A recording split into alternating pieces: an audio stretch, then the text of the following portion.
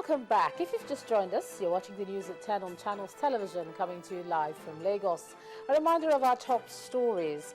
Cameroon deploys about 1,000 soldiers to its border with Nigeria to check insurgency.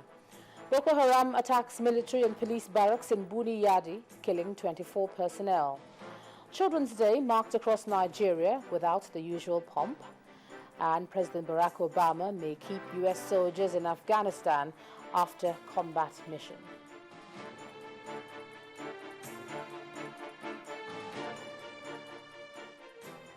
A quick reminder to you now that all our top stories are on our website, ChannelsTV.com, and on YouTube.com/channelsweb. To get us on the move, visit m.channelstv.com to view us live on your mobile device. You can also download the Channels TV app for Android, iOS and Windows phones from their respective stores. And then you can interact with the Channels Eyewitness feature on our Android and Windows 8 platforms. So if you have pictures or videos to share with us, tap on the application on your device, swipe to reveal the Eyewitness menu, and then follow the instructions. The Nigerian child should imbibe the values of sacrifice, tolerance and unity. Well, this advice is coming from the Lagos State Governor, Babatunde Fashola, at the celebration to mark Children's Day. Speaking against the backdrop of the abducted Chibok girls, Governor Fashola insists it's important for children to be taught not to emphasize our differences, but how to relate with one another. Students and pupils from various schools in Lagos State marching by to celebrate their day.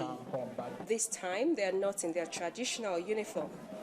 They're also not in large numbers, as the occasion is understandably low-key. And this is because of their fellow children who have been abducted in Chibok, Borno State. The inscriptions on their red T-shirts bears their message. Governor Babatunde Fashola himself admits as much. I know that wearing these T-shirts and asking that these girls should be brought back home, our daughters, our sisters, and our friends, on its own alone, will not bring back the children. But it sends a very strong message that we will stand together as a people in order to solidarize with those who are in pain and who are in despair. At this dark hour in the nation's history, Governor Fashola believes that unity among Nigerians can still be attained. In the youthfulness and innocence of childhood, it is us who expose them to our differences. I appeal very, very passionately that we should focus more on discussing with our children how we are the same instead of how we are different. There seems to be a new emphasis that the protection of the Nigerian child is everybody's responsibility.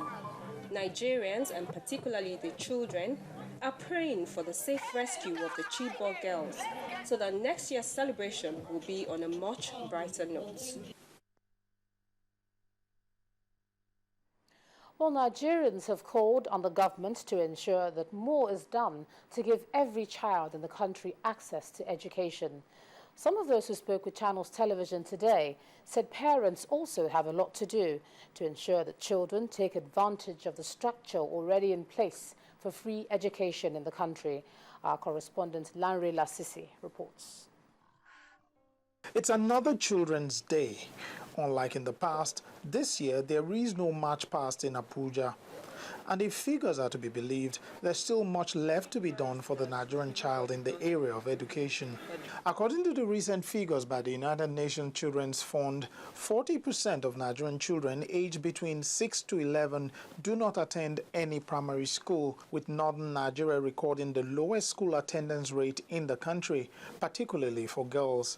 The agency estimates that in figures, over 10 million children in Nigeria are without education. It really could be more because, like many other things, our statistics is sometimes not what it is because most of the rural areas are really not captured in some of these things. So most times it's an estimate.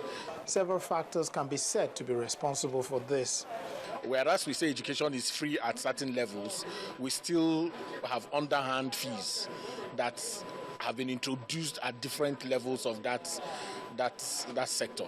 But federal government has done very well in getting involved with that.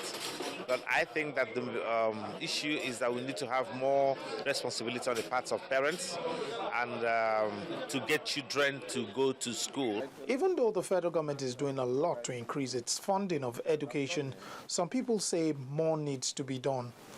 It's clear that in terms of budgeting, we are not putting a lot to education. We are talking about interventions that are also clearly, if you know, open to pilfering and corruption. It is not just enough to quote to me the amount that we have spent in the budget. You should also, if I ask you, be prepared to tell me what you have done with the money.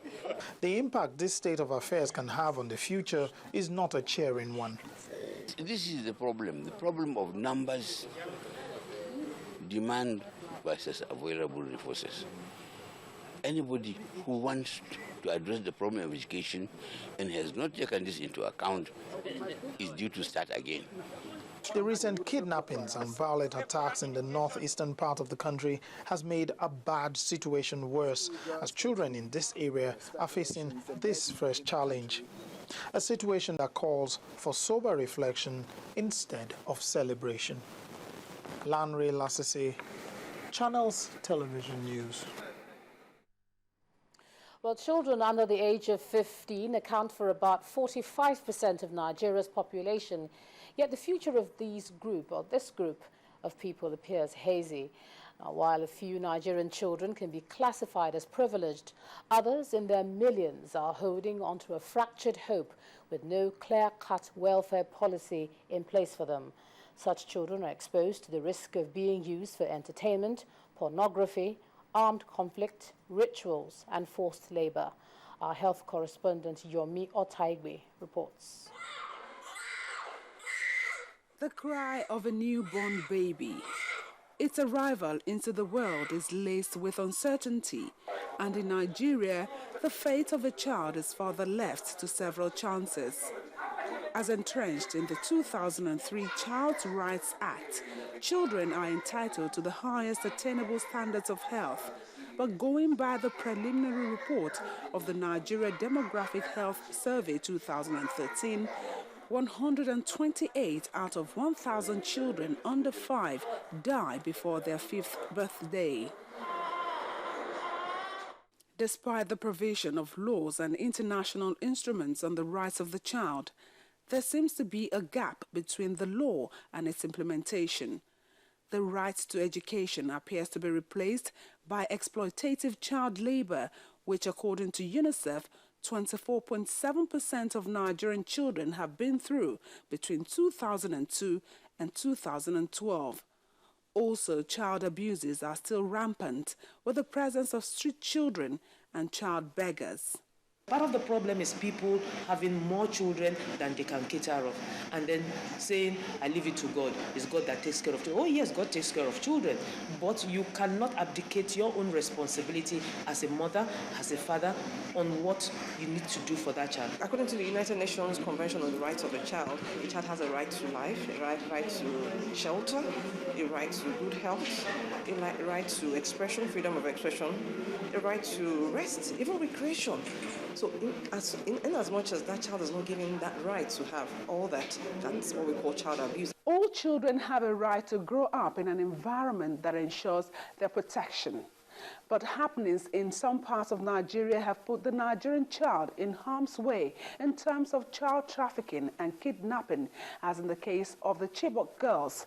These events seem to be eroding the confidence of the Nigerian child. When I'm coming to school, I feel, God, where is next? What are they going to do here? Is it going to be too long? I'm afraid because sometimes my dad used to come and drop me. And if I'm coming to school, I used to be afraid. Maybe they're at my back. Urgently needed for implementation in Nigeria is a collective action geared towards the protection and restoration of the confidence of the Nigerian child. a protective environment which fortifies the child against abuse in the same way good nutrition and health care protects them against diseases. Yomi Otaibu reporting for Channels Television News. To discuss the challenges faced by the Nigerian child, I'm now being joined on the news at 10 by the former Vice-Chancellor of the Tai Sholari University of Education, Professor Segun Awolusi. Thank you so much for joining us tonight on the news at 10. It's a pleasure to be here. Yeah. It's a different sort of Children's Day celebration this year. You have a lot of people asking the government to do more to keep the child safe. With the Chibok experience still very much on people's minds, would you say there's anything to celebrate? I'm afraid no. What would you celebrate? With your kids in captivity? What are you going to celebrate?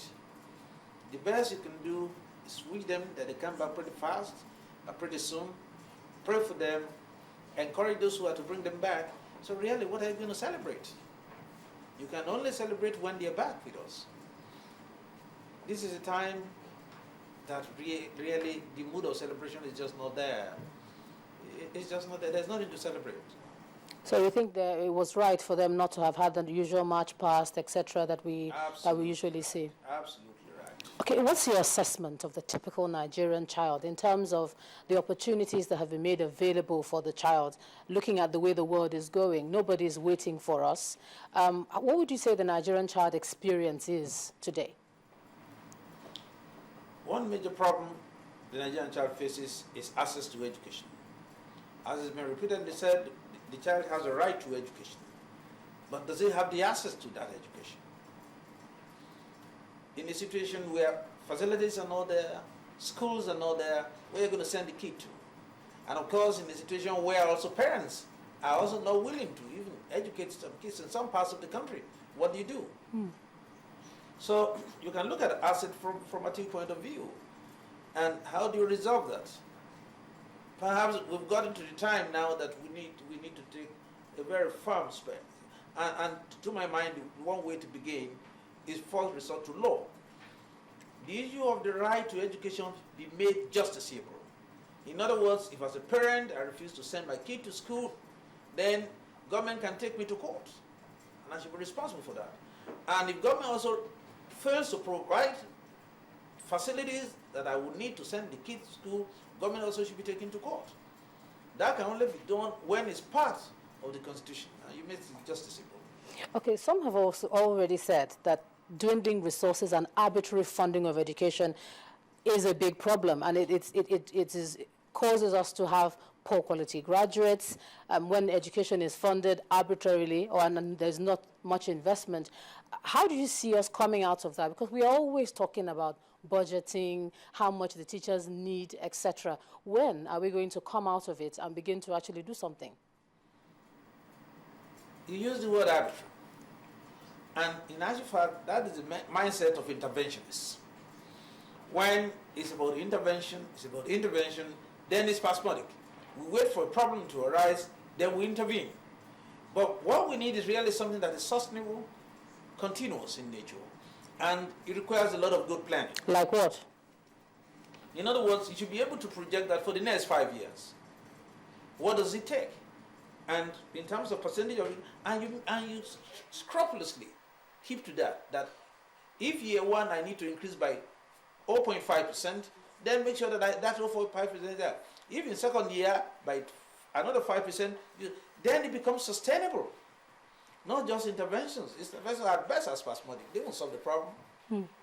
Looking at the abduction of the Chibok girls, I haven't asked you what your take on it is, particularly when we look at female education in that part of the country being the challenge that it is. What's your take on that? It's a very wrong signal. Here we're appealing to people that the girl child education be given some priority. Yeah, we can see some of the figures that you have there on the screen, looking at enrollments for basic education being at an all-time low. Is that? I'm afraid it is, because I am familiar with those figures released even by the Federal Ministry of Education from the 2008 roadmap and gradually revised. It's very poor. You can see enrollment there is very low, very, very low. at the level of ECC is absolutely very, very poor. ECC being basic education? That's the first level of basic education. Okay. That is the pre-primary for ages 3 to 5. And then from ages 6 to 11 or 12, which is basic primary, is also still reasonably low. And it has to do with access. And if we have millions of our kids out there, then how do we handle that? So from these statistics, what you're saying, we have less and less people enrolling in school today. I'm afraid it is. It's not the best, but it's true. But I'm afraid. And your way out of this will be? Increased funding, standards, and we link standards with quality assurance. Let us see that we have better schools, reinvigorate the inspectorate system, and encourage multiple shareholding in schools. By that, in other words, there must be a cost-sharing mechanism between government, communities, and the private sector. Professor Segun Awolusi, former Vice Chancellor of the Tai Shodara University of Education, thank you so much for sharing your insight with us here on the News at 10. Thank you very much. Now, when the News at 10 returns, more controversy over Main Street Bank shareholding. That will be on Business News. Do join us again.